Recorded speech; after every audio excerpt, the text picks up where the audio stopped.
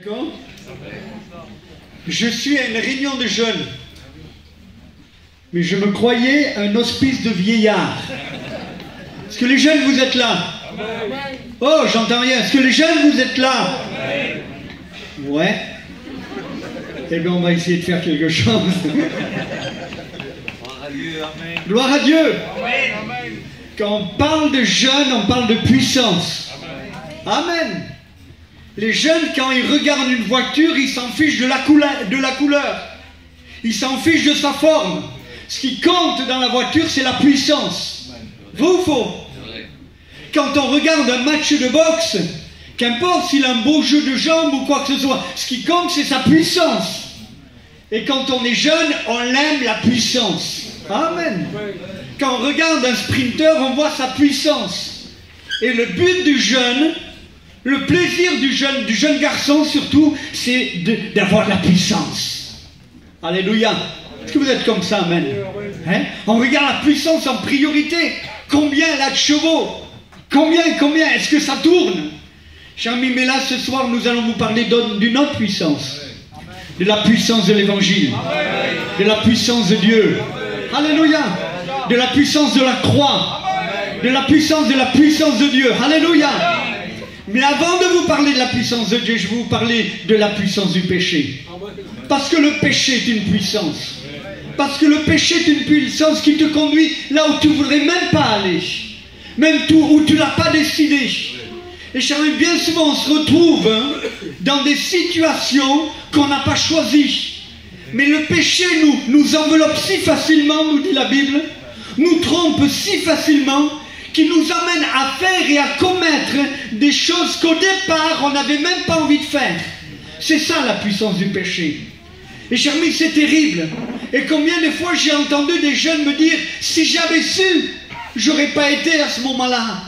Si j'avais su, j'aurais pas été dans cette voiture. Si j'avais su, j'aurais pas eu cet accident. Si j'avais su, oui, mais avec des si j'avais su, c'est toujours si j'avais su. Et on dit toujours, si je pourrais, je ferais différemment. Si je pourrais. Mais chers amis, la vie est toute faite de comme ça.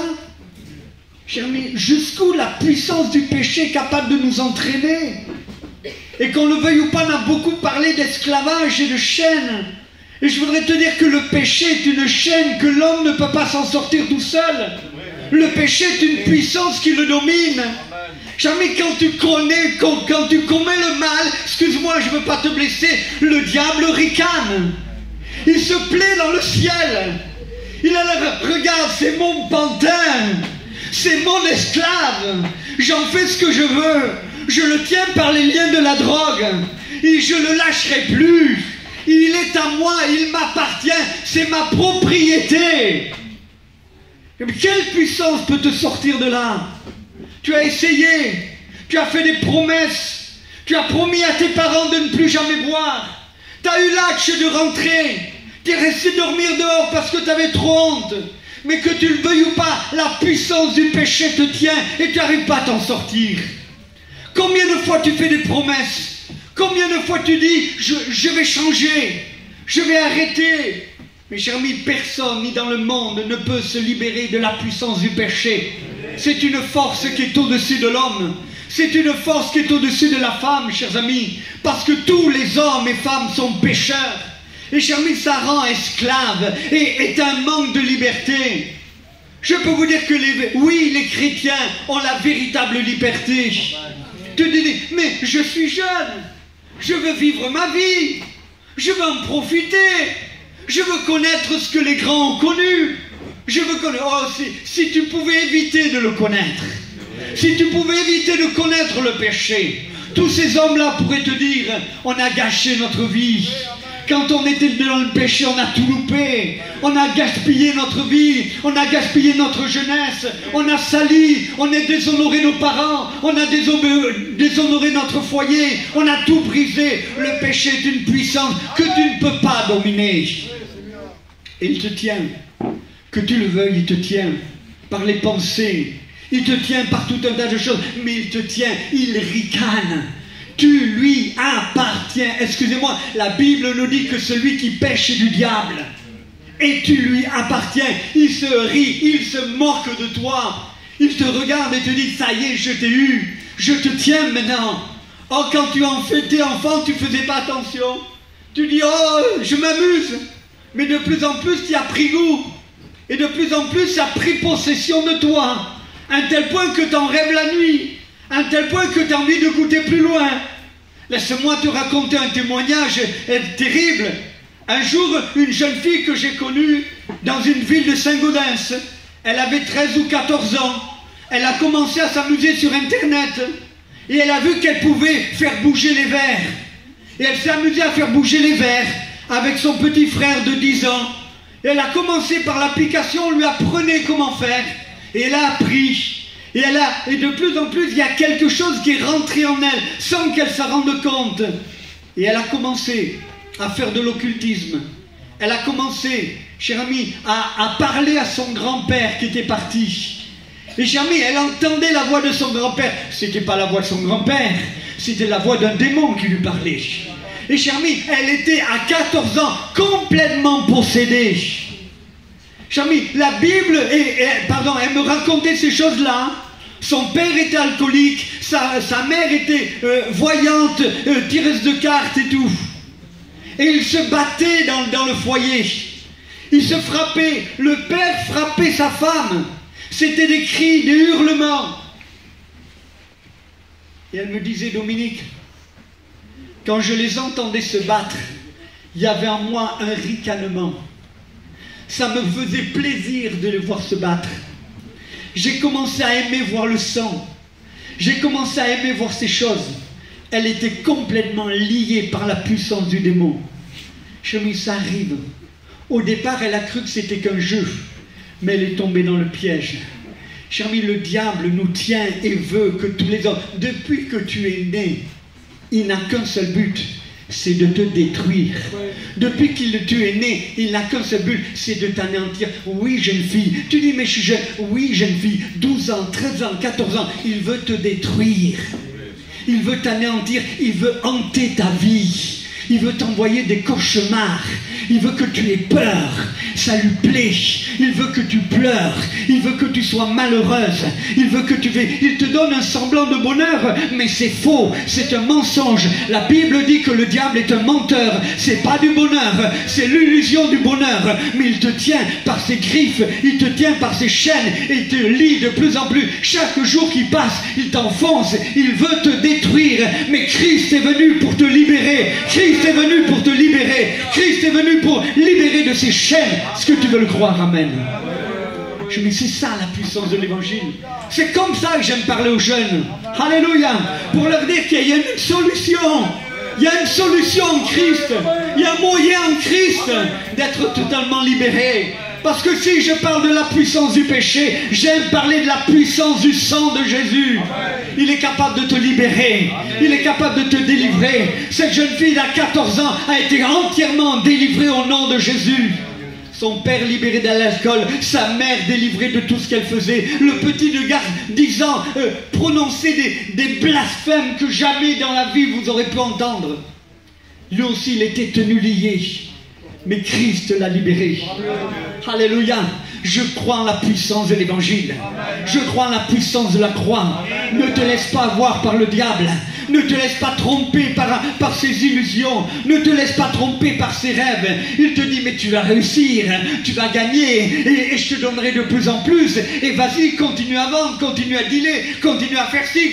Mais tu vas voir, tu vas être heureux. Mensonge, c'est un mensonge. Il veut ta destruction. Et dans le ciel, il y a un Père qui t'aime. Il y a un Dieu qui t'aime. Il y a un Dieu qui veut te sauver. Il y a un Dieu qui attend cette réunion et se dit pourvu qu'elle se décide ce soir. Il y a un Dieu qui est dans le ciel et tous les anges sont là dans l'attente. Dans le ciel, il y a un silence, plus personne ne parle. Ils sont les yeux sur cette réunion cet après-midi et ils regardent et le Saint-Esprit est là. Il dit pourvu qu'il se tourne vers moi. Je veux le bénir. guérir. Je veux le délivrer. Je veux que les chaînes tombent. Je veux la libérer, cette jeune fille, de ses mauvaises pensées, de ses cauchemars, de ce qui l'entraîne, de ce qui la salit. Je veux la libérer, ce garçon, de tout ce qui le tient, la drogue et tout. Je veux le libérer. Il attend cet après-midi. Il voudrait tellement te sauver. Mais il n'y a que la puissance de l'évangile qui vient. Est-ce que tu es capable de venir cet après-midi-là et dire, Seigneur, je cède, je craque. Je te donne ma vie, je te donne mon cœur. J'ai fini. Tu m'ouvres les yeux. Je t'en supplie que tes yeux s'ouvrent. Ne reste pas aveugle cet après-midi. Ne reste pas dans l'ignorance, mais que tes yeux s'ouvrent et que tu vois la lumière. Et que là, l'évangile t'éclaire et te montre combien rien, tout est mensonge autour de nous. Tout est faux, c'est un rêve. Tu vis dans une illusion. La seule vérité qui existe, c'est l'évangile. La seule vérité qui est vraie, c'est Jésus. Jésus est là cet après-midi. Ah, t'as pas l'air de le croire. T'as pas l'air de le croire. Mais Jésus est là. Que tu ne veuilles pas, il est là. Il avait prévu cet après-midi pour toi.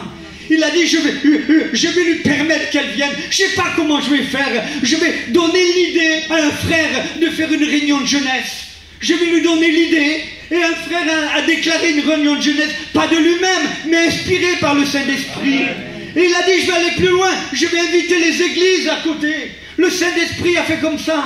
Et j'ai remis, ceux des églises, les responsables ont dit, venez, on va là, on va écouter l'évangile. Et vous êtes venus cet après-midi. Ce n'est pas un effet du hasard. C'est que Dieu te cherche.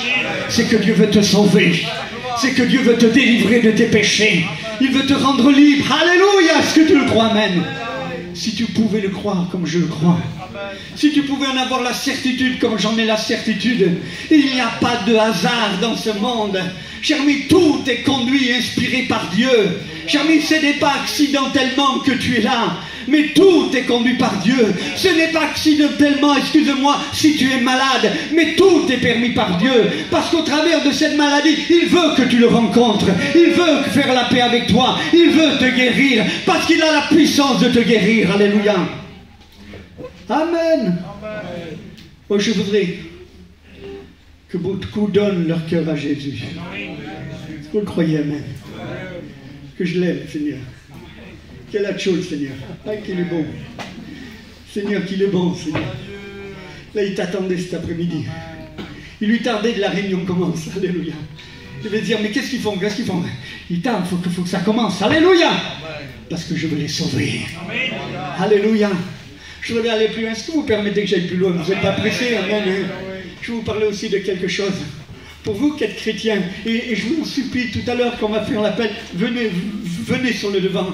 Arrêtez de jouer là, je suis timide, et c'est bas. Vous êtes, pour des choses, vous êtes aimés, pour d'autres, non.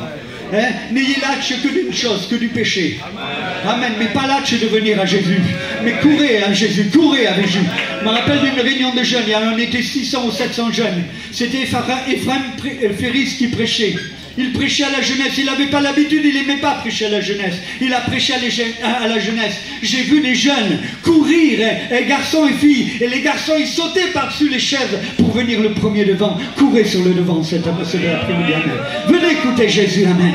Venez faire une rencontre. Vous allez rentrer chez vous libérés. Vous allez rentrer chez vous délivrés. Vous allez rentrer chez vous purifiés. Vous allez rentrer chez vous lavés. Vous allez rentrer chez vous guéris. Est-ce que vous croyez, amen? Alléluia. Je veux de ce Jésus-là.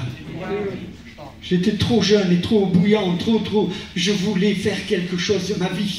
Je n'aurais pas accepté un petit Jésus, ça ne m'intéresse pas. Je ne voulais pas accepter un Jésus de pacotille, ça ne m'intéresse pas. Je ne voulais pas d'un Jésus de religieux, ça ne m'intéressait pas. Je voulais un Jésus vivant, alléluia. Je voulais un Christ qui me secoue, alléluia. Je voulais un Christ qui me conduise, qui me pousse. Et je l'ai rencontré, amen. Je les rencontre, qu'importe ce que j'ai été avant, qu'importe ce que j'ai souffert, qu'importe ce qu'on m'a fait, je sais une chose, chers amis, que j'ai rencontré un sauveur admirable. Il s'appelle Jésus, alléluia. Il s'appelle Jésus, amen. Et il est ici. Amen. Venez à Jésus tout à l'heure. Alléluia. Je vais vous parler aux jeunes chrétiens. Il y en a beaucoup qui sont chrétiens. Levez la main ceux qui sont chrétiens. Waouh, il y en a pas mal quand même. Hein? Et ceux qui vont le devenir, levez la main. Alléluia. Ah, il y a moins de mains. Dieu te bénisse. Alléluia. Amen. Qui va se faire baptiser bientôt? Levez la main qui va se faire baptiser bientôt. Oh Jésus. Amen. Je crois à la puissance du Saint-Esprit. Je crois que le Seigneur veut vivre quelque chose. J'étais dans ma chambre d'hôtel et je priais. Je dis Seigneur, qu'est-ce qu'il faut? Qu'est-ce qu'il faut, Seigneur? Qu'est-ce qu'il faut, ces jeunes? Moi, je suis vieux maintenant. Ça va pour lui, mais pas pour moi, les réunions de jeunesse. Je suis trop vieux maintenant. Et il me dit, parle-leur de la puissance du Saint-Esprit. Alléluia. On a besoin d'être rempli de la puissance du Saint-Esprit. Alléluia. On a besoin d'être rempli de cette onction. Alléluia. Mais la différence quand on chante, c'est quand on est rempli d'onction. La différence quand on prie, c'est quand on est rempli d'onction.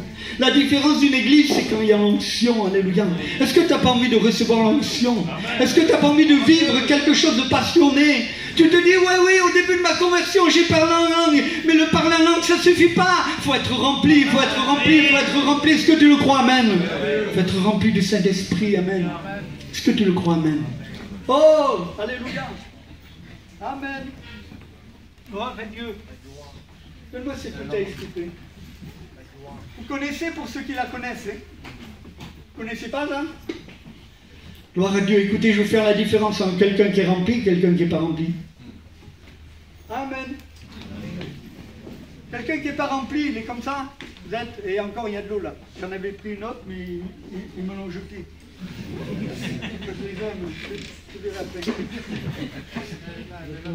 Chaque fois qu'il a des combats, qu'est-ce qui se passe? Chaque fois qu'il a une épreuve, qu'est-ce qui se passe? Chaque fois qu'il a une difficulté, qu'est-ce qui se passe? Seigneur, aide-moi, aide-moi, Seigneur. Voilà comment il finit. C'est quelqu'un qui est rempli d'esprit. Il a des combats, et ça ne bouge pas.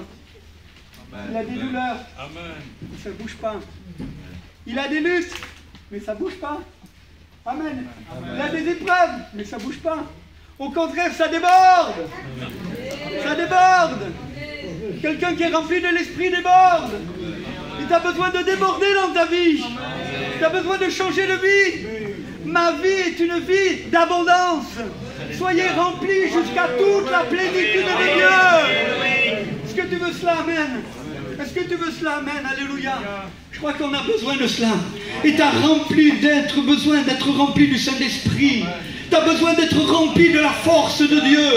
Tu te sens épuisé, tu es fatigué. Tu n'arrives même plus à prier ni à lire ta Bible. Mais tu as besoin d'être rempli de l'Esprit. Parce que si tu n'es pas rempli, il va t'avoir. Il va recommencer à toucher à ta vie. Il va détruire ta vie. Il va anéantir ta vie. Parce que même si de temps en temps, tu parles un tout petit peu en langue, cher ami, ça ne sert à rien. Ce qu'il faut, c'est être rempli. Il faut que ma coupe déborde. Il faut que je sois plein de l'Esprit. Amen. Un vieux pasteur qui s'appelait Paul écrit à son enfant bien-aimé Timothée. Il lui dit, Timothée, je t'exhorte, ça veut dire, je t'en supplie, je te conseille de ranimer la flamme du don de Dieu qui est en toi. Cher ami, ranime la flamme cet après-midi. Sois pas venu pour passer un moment. Sois pas venu pour entendre des beaux chants ou un pasteur qui gigote. Sois venu pour entendre et être rempli de la puissance du Saint-Esprit. Alléluia. Tu as besoin d'être rempli.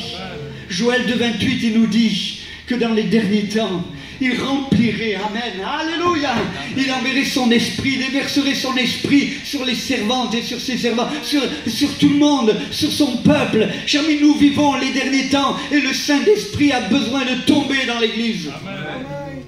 Une église remplie de l'esprit, ça bouge, chers amis. Une église remplie de l'esprit, c'est prêt à exploser. Une réunion remplie de prières, remplie de l'esprit, mais c'est un feu qui se dégage. Est-ce que tu le crois? J'aime quand il y a le feu dans l'église. Alléluia. J'aime quand il y a l'action de l'esprit. Amen. J'aime quand les choses bougent. Alléluia. Amen. Quand on va en Roumanie, et j'y vais avec des jeunes souvent, et quand on arrive là-bas, chers amis, on voit le Saint-Esprit qui passe dans les églises et des choses extraordinaires se faire. Alléluia. Cher ami, le Saint-Esprit est réellement là cet après-midi. Il veut te renouveler. Il veut te délivrer. Il veut t'emmener réellement beaucoup plus loin de ce que toi tu as prévu. Tu le limites dans ta vie. Tu le freines. Tu lui résistes. Mais il veut te conduire, il veut te diriger. Est-ce que tu es prêt à te laisser diriger par le Saint-Esprit? Est-ce que tu ne veux pas repartir de ce lieu rempli du Saint-Esprit? Alléluia. Est-ce que tu n'as pas envie de vivre ces choses qui sont dans la Bible, ces choses qui sont réelles? Est-ce que tu n'as pas envie de les vivre? Moi, je veux vivre autre chose. Excusez-moi, je ne me contente pas de venir à l'église. Ça ne m'intéresse pas. Je ne me contente pas d'une prédication de temps en temps. Ça ne m'intéresse pas. Je veux de Dieu. Je veux de Dieu le matin, je veux de Dieu le midi, je veux de Dieu le soir. J'ai soif, j'ai besoin de Dieu, j'ai besoin de sa présence, j'ai besoin de son onction, j'ai besoin de le ressentir, j'ai besoin de Dieu. Je veux que ma coupe déborde, je veux être rempli de son feu. Alléluia. Est-ce que tu as envie de cela? J'ai vu des fois des chrétiens marcher dans la vie chrétienne. Et leur vie est triste que quand ils étaient païens. Il y en a qui regrettent même du temps où ils étaient païens. Parce qu'ils ne sont pas remplis. Ils sont vides à l'intérieur. Ils sont vides. Alors oui, comme a dit le frère, ils ont levé la main. Ils ont été pour qu'on prie pour eux. On a prié pour eux. Mais à l'intérieur, ils sont vides. Aujourd'hui, tu peux être rempli. Aujourd'hui, tu peux être renouvelé dans la puissance de l'Esprit. Aujourd'hui, il peut se passer des... je faisais une réunion il n'y a pas longtemps, excusez-moi, je faisais une réunion à la Grande Combe. Il y avait une réunion de jeunes, il y avait 300 jeunes à peu près, je ne sais plus combien. Et là, on a prêché l'évangile. Je vous promets que le Saint-Esprit est tombé. Il y avait des enfants de 10, vous verrez un extrait de la vidéo. Il y avait des enfants de 10, 11 ans, 12 ans qui n'arrêtaient pas de pleurer et de crier, de pleurer et de crier à Dieu. Je crois en la puissance de l'Esprit. Et pourquoi ça ne serait pas pour Tarascon cet après-midi? Et pourquoi ça ne serait pas pour Arles cet après-midi? Et pourquoi ça ne serait pas pour Comont cet après-midi? Et pourquoi ça ne serait pas pour les églises d'Avignon cet après-midi? Est-ce que vous croyez que les chrétiens peuvent être remplis de l'Esprit? Est-ce que vous avez soif de cela? Est-ce que vous voulez vivre cela? Je vous promets, je n'échangerai pas ma vie contre rien au monde.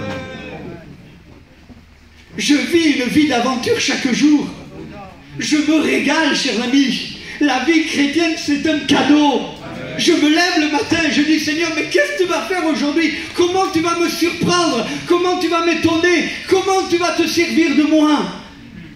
Il se sert de moi et je vois des choses extraordinaires et il me permet que j'aille dans des... J'avais jamais pensé aller en Roumanie, ni en Moldavie, ni en Afrique. Jamais j'avais pensé ça dans ma vie. On m'avait dit que je serais rien. On m'avait dit que je servais à rien. On m'avait dit que je bégayais trop et que j'étais un malade. On m'avait dit que j'étais trop introverti. On m'avait dit que c'était foutu pour moi. Mais Christ avait un autre plan. Alléluia. Il voulait se servir d'un vieux taco comme moi. Il voulait s'en servir. Parce qu'un vase, quand il est vide, mais quand il est rempli de l'Esprit, Dieu s'en sert. Il le conduit, il le dirige. Oh, chers amis, je vous le dis devant Dieu, s'il me disait aujourd'hui, lâche tout, va dans tel pays, en Asie, en Inde, n'importe, je pars dès demain matin. Qu'importe le lieu, qu'importe l'argent, qu'importe où, je sais que mon Dieu pourvoira tous mes besoins. Alléluia, c'est ça une vie de l'Esprit. T'en as pas marre d'une vie morne? Une vie assise sur une chaise, sans rien faire. Pourquoi il veut nous remplir de l'Esprit? Pour que nous soyons ses témoins. Dieu a besoin, on veut tous être pasteurs, mais je vous laisse le boulot, moi. Hein? Non, chers amis, devenez des témoins avant d'être pasteurs. Il veut tous des témoins, chers amis. Il n'y a rien de plus beau. Oh, je le dis. Que mon petit-fils, j'en parle parce qu'il n'est pas là. 15 ans. Il est au collège, il a un téléphone, il n'y a pas Internet dessus. Mais il a choisi d'être chrétien. Il s'est baptisé le 11 novembre dans une rivière. À moins quelque chose. Depuis l'âge d'11 ans, il est rempli du Saint-Esprit. Et ses copains se sont moqués de lui. T'es bizarre, toi. Tu ne peux pas aller voir n'importe quoi sur Internet. Mais il a choisi de rester pur pour Jésus. Il a choisi d'être rempli du Saint-Esprit. À l'âge de 11 ans, il dit à son père, papa, je t'attendais pour aller prier avec toi. Cher ami, depuis des matins, tous les matins, à 6h, 6h30, il a genoux au pied de son lit. Il dit, Père, il dit, remplis-moi du Saint-Esprit, je vais au collège. C'est plein de tentations, c'est plein de... Mais tu me remplis l'esprit pour que je sois un témoin à la gloire de ton nom. Alléluia. J'ai mis son petit frère qui a 7 ans et 8 ans passé une soirée de prière avec lui. Il est à genoux pendant l'heure de prière. Il est à genoux 7 ans. Il est rempli de l'Esprit du Seigneur. Pardonne-moi. Je veux vivre pour Jésus. Je veux mes yeux pour Jésus. Je veux ma bouche pour Jésus. Je veux mon cœur pour Jésus. Je ne veux que Jésus. Alléluia. Tout est possible avec le Saint-Esprit. Amen. Quel que soit ton âge, arrête de dire je suis trop jeune, arrête de dire ça ne me concerne pas. À 7 ans, il est déjà rempli de la puissance de Dieu. Tout est possible. Ne vous faites pas avoir par le péché. Ne vous laissez pas tromper par le diable. Mais choisissez de vivre pour Jésus. Choisissez de vous abandonner pour Jésus. Alléluia. Soyez comme cette bouteille remplie, à un tel point que ça déborde. Oh oui, le bonheur et la grâce m'accompagneront tous les jours de ma vie et ma coupe déborde. Alléluia. Amen. Quand on ne sent plus Dieu dans notre vie, on est là. Seigneur, pourquoi je ne te sens plus? Il y en a qui s'y habituent. Oh, mais c'est pas la journée. Non, Seigneur, pourquoi tu n'es pas là? Pourquoi tu n'es pas là? Je veux te sentir, je veux te sentir. Je ne veux pas partir, je ne partirai pas à genoux tant que tu ne m'as pas dit pourquoi tu n'es pas là, Seigneur. Pourquoi tu n'es pas là? Pourquoi? Je vais être rempli de toi. Je vais être rempli de ta présence. Alléluia. C'est ça une vie remplie de l'Esprit.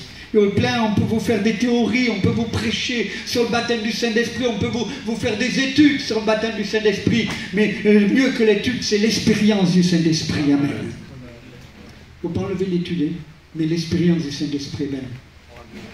Moi je crois que cet après-midi, il pleut dehors. De toute façon, vous ne ferez rien dehors, il pleut.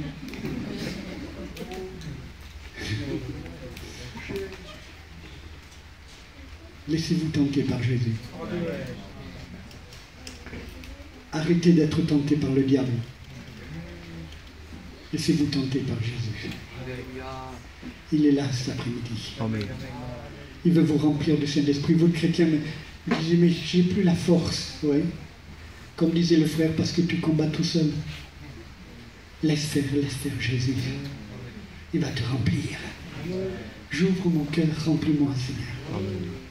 Je voulais vous parler d'une dernière puissance. Vous permettez? La puissance de la foi. Amen. Tout ce que je vous dis ne peut se recevoir que par la foi. Il n'y a aucun moyen d'être sauvé si ce n'est que par la foi. Est-ce que tu veux par la foi? Amen. Dire j'accepte. J'accepte d'être rempli. J'accepte de donner mon cœur à Jésus. J'accepte de vivre l'expérience la plus belle pour ma vie. Je l'accepte. Et je veux que ma vie change. Amen. Gloire à Dieu. Je ne comprends pas qu'il y a des chrétiens toujours avec une mine triste. Ça ne me donne pas envie. Hein? Amen. Et quand un chrétien est rempli de joie, de paix, de puissance, il ne se plaint jamais, un vrai chrétien. Amen. Un païen se plaint. Il pleut. Il fait beau. Il est trop chaud. J'ai pas envie. J'ai la flemme. Ah. C'est pas vrai ou faux? Ça me plaît pas. Mais pourtant, c'est des Nike, ça me plaît plus. Ma fille, la dernière, bon maintenant elle est mariée, elle a 4 enfants, mais quand elle était jeune, c'était la plus belle fille du monde. C'était la mienne. Et ouais, c'est bien. Elle était belle, elle est toujours belle. Mais moi je ne savais pas. Mais elle, sa beauté comptait beaucoup. Elle était fière de sa beauté. Oh, elle s'était baptisée, elle avait lavé sa main, elle s'était baptisée jeune, 13 ou 14 ans. Son témoignage m'avait bouleversé. Parce que les parents, on est les derniers à savoir ce qui se passe dans le cœur des enfants. Et ça m'a bouleversé quand j'ai entendu son témoignage. Tu vois. Elle était tellement attachée à son apparence. Elle se préparait pour aller aux réunions de jeunes. Alors elle se préparait encore plus. Je ne sais pas pourquoi. Elle se préparait et tout, elle était belle et tout. Elle était fière de cela. Elle était même liée par ça. Mais le Seigneur l'aime. Et même à moi surtout. Il a permis qu'elle ait une paralysie faciale. Elle a vu son visage tout déformé. Elle s'est humiliée devant Dieu. Elle dit, Seigneur, je suis toujours lié par mon apparence. Aujourd'hui, quand je me regarde devant la glace, j'ai un visage déformé. Quand on me regarde, les gens se rient et moquent. Seigneur, je te demande pardon. Je ne m'aime plus, Seigneur. Guéris-moi. Instantanément, complètement guéri au nom de Jésus. Amen. Amen. Aujourd'hui, c'est toujours la plus belle fille du monde. Mais elle vit que pour Dieu. Elle ne marche que pour Dieu. Alléluia. Bien-aimé, ne t'arrête pas à ton apparence. La Bible nous dit que Dieu ne regarde pas l'apparence, il regarde au cœur.